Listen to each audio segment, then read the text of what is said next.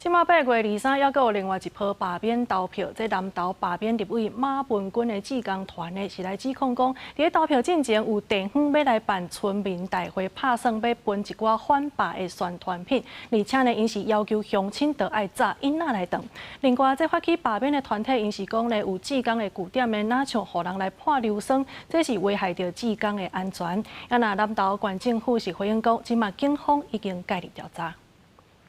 今天我们看南投罢免马文君志工团8日开记者会，指控国姓乡南港村8月10日要开全民大会，拍算配合反罢免宣传，佮要求全民爱早囡仔。另外，发起罢免的志工据点嘛，哪像互人判流酸。罢免团体呼吁政府甲检警爱介入调查。要携带印章的部分，我们就是很合理的可以去怀疑说，已经违反了所谓的行政中立，因为他们在开会的通知单还会有减负的一个就是反罢免的一些小物的这个部分，有被不明人士泼洒疑似酸性物质，导致地面腐蚀。针对罢免团体一期全民大会要求全民早婴仔，南投县政府民政处回应讲，全里民大会是由乡镇公所负责办理，签到会当签名或者是带婴仔。另外，根据罢免团体怀疑志工据点互人泼硫酸，警方已经去现场采证调查。签到的部分，这也是公所依据这个相关的规定哦，就是可以签名或盖章。